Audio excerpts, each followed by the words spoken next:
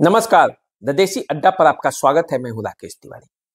देखिए, बनियापुर से केदारनाथ सिंह की जीत और माझी से रणधीर सिंह की जीत महाराजगंज के पूर्व सांसद प्रभुनाथ सिंह को एक नई ताकत देगा। इन दोनों को जीत ने एक बार फिर साबित किया कि सारण प्रमंडल में पूर्व सांसद प्रभुनाथ सिंह की ताकत आज भी मौजूद है। एनडीए ने जिस तरह से सारण प्रमंडल में सफलता हासिल की, उसमें प्रभुनाथ सिंह का भी एक बड़ा योगदान है। जिस तरह से महागठबंधन से नेता टूट टूट कर एनडीए के तरफ आए और सबने एक सामूहिक प्रयास किया, उसका नतीजा रहा कि आज सारण में एनडीए का डंका बजा। 24 में से 20 सीटें एनडीए ने जीता। 2 सीटें प्रभुनाथ सिंह के परिवार में गई और यदि ऐसा कहा जाए तो तीसरी सीटें भी गई, जैसे सोनपुर में प्रभुनाथ सिंह के समधी विनय सिंह बीजेपी के टिकट पर चुनाव जीते। तो 3 सीटें ये है जो प्रभुनाथ सिंह के परिवार और उनके रिलेटिव्स जो हैं सिर्फ सारण जिले में वो जीत गए।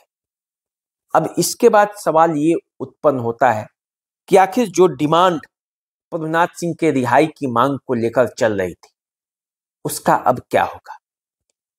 देखिए, गोरिया कोठी के जो विधायक बने हैं देवेश कांत सिंह बीजेपी के प्रत्याशी के तौर पर चुनाव जीते। अंतिम समय में उन्होंने ऐलान किया था कि जब वो जीतेंगे तो विधानसभा में पहला सवाल वो प्रभुनाथ सिंह की रिहाई की मांग को लेकर करेंगे। अब देखिए, देवेश कांत सिंह भी गोरिया कोठी से चुनाव जीत गए। अंतिम समय में उनके पक्ष में अच्छी खासी गोलबंदी हुई और उस गोलबंदी ने देवेश कांत सिंह को पूरी तरह से जिता दिया। अब वो जीत गए हैं गोरिया कोठी से। इधर प्रभुनाथ सिंह के घर के 2 लोग जीत गए, एक उनके संबंधी जीत गए। तो 4 विधायक तो सिर्फ सारण प्रमंडल से ऐसे हैं जिन्होंने सामूहिक तौर पर कहिए तो प्रभुनाथ सिंह को अपना समर्थन दिया है कि वो उन्हें राजनीतिक रूप से फंसाया गया है।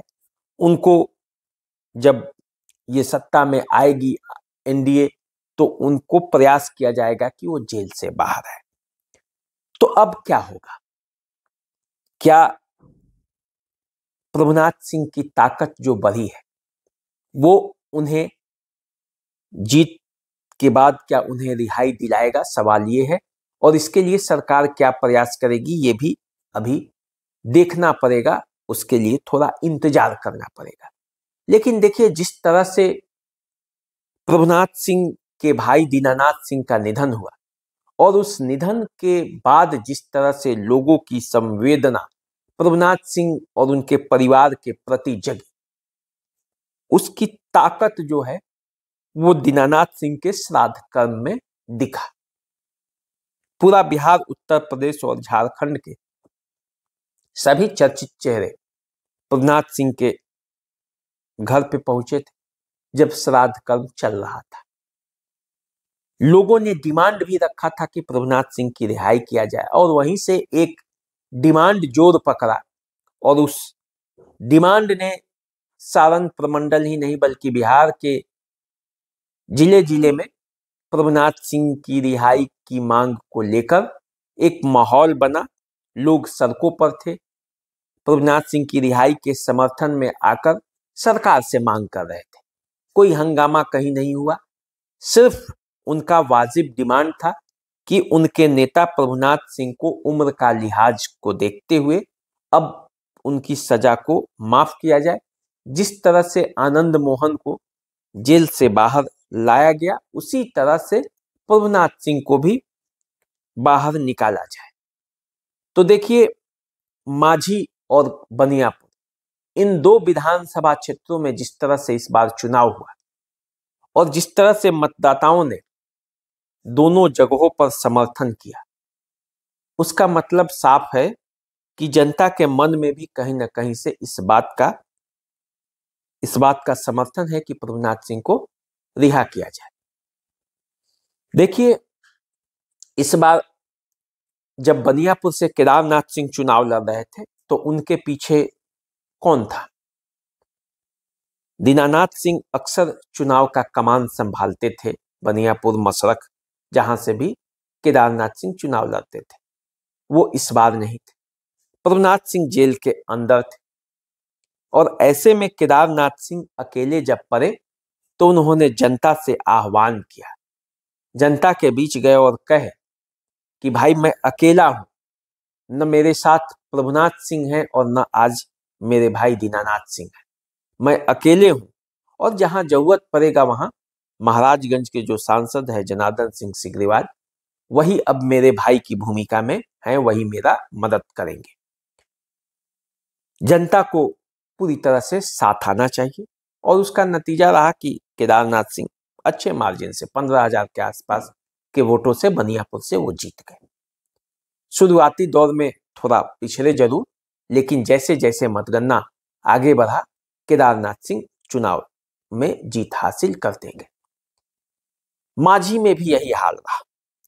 माझी जहां महासंग्राम था, माझी जिसको लेकर सबकी निगाहें टिकी थी कि एनडीए के वोट बैंक में यदि बंटवारा हुआ बड़े स्तर पर तो सत्येंद्र यादव की जीत तय है। पिछले कई चुनाव ने इस बात को साबित किया था, 2015 में और 2020 में। इसी वजह से वहां एनडीए की हार हुई थी। तो ये आशंका जाहिर की जा रही थी कि यदि बड़े स्तर पर वोटों में बिखराव हुआ एनडीए के तो जीत हाथ से निकल सकता है। यही आशंका माझी को लेकर थी। माझी जहां दो राजपूत कैंडिडेट ही मजबूती के साथ चुनाव लड़ने लगे, एक तो रणधीर सिंह और दूसरे राणा प्रताप सिंह, 19,000 के आसपास वोट भी आया है, तो इसको आप नकार नहीं सकते कि वो माझी में मजबूती के साथ चुनाव नहीं लड़े। इससे पहले उनको 36,000 वोट भी आया था। लेकिन माझी के लोगों ने इस बार बड़ी समझदारी से काम लिया। वोटों में बिखराव हुआ, लेकिन उतना बिखराव नहीं हुआ कि रणधीर सिंह को पराजित कर दे। और चुनाव के दिन जब 12 बजे सत्येंद्र यादव आकर आह्वान करने लगे कि मुझ पर हमला हुआ है, माझी को मसरख बनाने का प्रयास चल रहा है, तब लोगों की गोलबंदी रणधीर सिंह के पक्ष में भी और तेजी से हुई और लोग पूरी तरह से पलट गए कि कहीं ऐसा ना हो माझी फिर से हाथ से न निकल जाए। और वो जीत का कारण बना। 9,000 के आसपास से रणधीर सिंह को जीत मिला, लेकिन मैं इसे वैसा जीत नहीं मानता। रणधीर सिंह को वहां से 25,000 के आसपास से जीतना चाहिए। इसका मतलब यह है कि एनडीए के वोटों में बिखराव कहीं ना कहीं से हुआ है और वो वोट जहां भी गया हो, लेकिन आप समझ सकते हैं कि माझी का जो महासमर है वो जितना ऊपर से आसान था, अंदर से उतना आसान नहीं था। मैंने पहले भी कहा कि यदि एनडीए के वोटों में बिखराव नहीं रुकेगा तो वहां परिणाम बदल जाएगा, और यदि बिखराव रुक जाएगा तो परिणाम रणधीर सिंह के पक्ष में आएगा। और वही हुआ भी। मैंने एग्जिट पोल में भी बताया था कि माझी में कांटे की टक्कर है, 50-50 का मुकाबला है और जीत का पलड़ा जो है वो रणधीर सिंह के पक्ष में झुका हुआ है। मतदान के बाद की यही स्थिति है। आप जाकर वीडियो देख भी सकते हैं। तो माझी में वही हुआ और इन दो सफलताओं ने प्रभुनाथ सिंह में एक नई ऊर्जा भर दी है। भले ही वो जेल के अंदर हो, लेकिन उनको एक मानसिक ताकत जरूर मिला है कि महाराजगंज, सिवान, छपरा, गोपालगंज के लोग उनके साथ खड़े हैं। और जब वो जेल के अंदर भले हैं, लेकिन उनके परिवार के जीत के लिए लोगों ने अपना कंधा लगाया है और इसके लिए वो धन्यवाद भी दे रहे होंगे। धन्यवाद उन्होंने दिया भी है। रणधीर सिंह घूम घूम कर अब लोगों के बीच जा रहे हैं और धन्यवाद दे रहे हैं। दाऊदपुर गए थे, जलालपुर गए थे, प्रेस कॉन्फ्रेंस करके लोगों को धन्यवाद दिया।